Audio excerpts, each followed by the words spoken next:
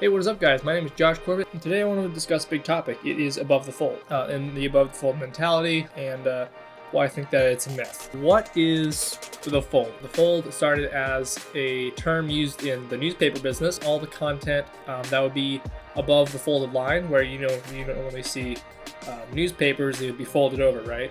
So on the front page, it's all the content that would be immediately visible above that. So it's like the eye catcher of the newspaper, all the important stuff that makes you want to pick it up and read through the rest of it. This terminology has since came to represent the immediately visible part of a web page without scrolling further. It's developed itself as a standard. You need to put all of your important information, eye-catching information above the folded line, the stuff that makes you want to scroll further on the web page to see what it's all about. But it's been like 30 or so, maybe years of the web being around. So in 2020, this above the fold mentality still need to be a standard. Because nowadays everybody scrolls. It's been proven in so many case studies that I've read so far. And I've got a few that I want to show you.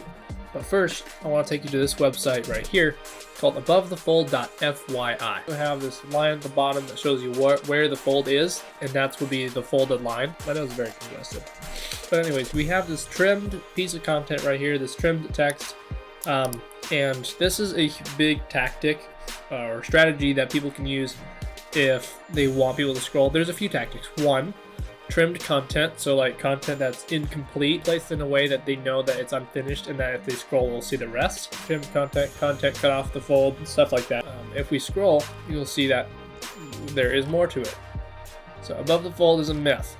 And as we scroll further, because there's no content here, but we're still able to scroll, it kind of gives me the mentality that like we're getting somewhere, like there's going to be some more at the bottom if I'm still able to scroll, and that is what we get. It's not 1997 anymore. Said no one famous, July 2017. I like that, that's fun. Now, one article that really stuck out to me that I think personally really drives this point home better than the other articles do is this article called Everybody Scrolls by Huge Inc. I also featured this case study on one of my Instagram posts where I talk about this. If you want to check it out, there's a link in the description. Written by Rebecca Gordon and Evan Dottie? Oh, if I know. But it was written in December 3rd, 2014. So in this first bit, they basically talk about UX and the above the fold, how it came to be around, and some basic statistics here. And then they also conducted a case study. They put, I think, how many was it? 48 people? I saw a number somewhere. Yeah, so they conducted it with 48 different participants over the course of 3 days.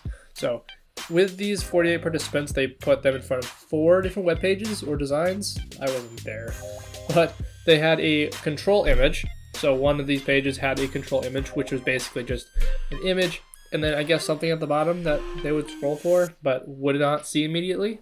So on this control image, they wanted to see how many people scrolled immediately, and how many people reached the bottom of those people that scrolled. On the control image, 91% scrolled total.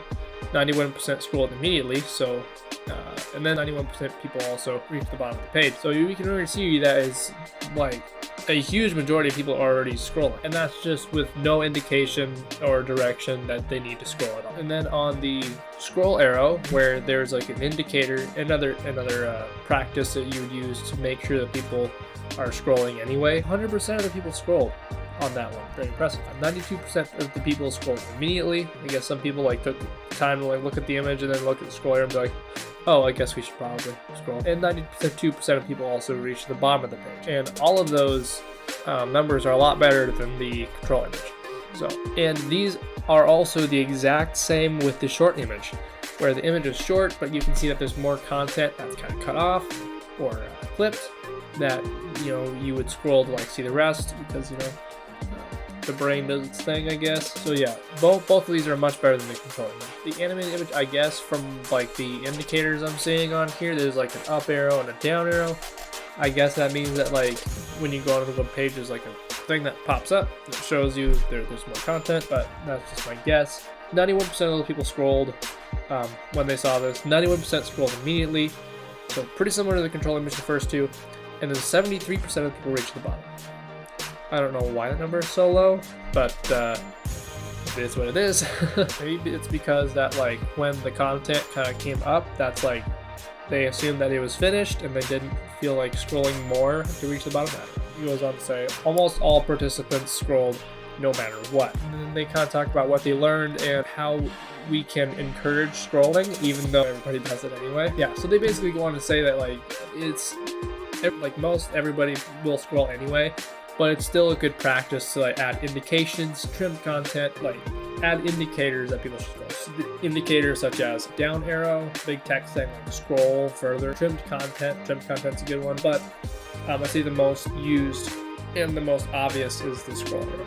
And another article that I like is this one, myth number 3, people don't scroll. They have a whole lot of research findings supporting the myth of above the fold. I'll just go ahead and read a few. Chartbeat, a data analytics provider, analyzed data from 2 billion visits and found that 66% of attention on a normal media page is spent below the fold.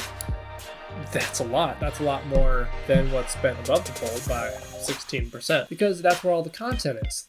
The above the fold, everything that's placed above the fold is to grab your attention, right? On mobile, half of the users start scrolling within 10 seconds and 90% of people scroll within 14 seconds. I haven't actually read most of these. Usability studies by the Software Usability Research Laboratories show that users can read long scrolling pages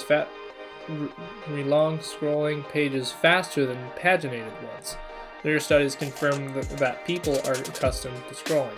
So as opposed to like using like the 1, 2, 3, 4, like the Google at the bottom where you like click on 2, 3, 4 to like show the next page. People are more accustomed to like scrolling more and more. Plus I'm like hitting the back button all the time if I want to go see a previous article. Jared Spool's usability test from 1998 tell us that even though people say they don't like to scroll, they're willing to do so. Moreover, longer and scrollable pages even work better for users. Luke Grobolewski? I think I nailed that. I think that's good. Provide small snippets of stats and advice on scrolling behavior. So I guess this is like another article. In July 2011, Apple removed the scroll bar from macOS 10. It's the default setting, though users can put it back. This clearly shows that people are so familiar with scrolling that they don't even need the visual cue for it. Huh. I did not know that. So from what we've seen and read, a few takeaways I want you guys to have from this video are 1, everybody scrolls. 1, almost everybody scrolls, regardless of visual cues. But as a practice, that brings us to 2. It is still good practice and an expectation if you guys have scrolling content that you add a cue of some sort, and that can be with scroll arrows, like an arrow that shows people that they need to scroll. Clipped content, trimmed content on the fold that shows that it's incomplete, and if they scroll, it'll show more. And like just text in general saying scroll, that works too. I guess that counts as a scroll indicator or a scroll arrow, but just to keep my list long, I'll make it 3. Above the fold, the reasoning behind so might be a myth, and it might no longer be called a standard, but I would still call it an expectation.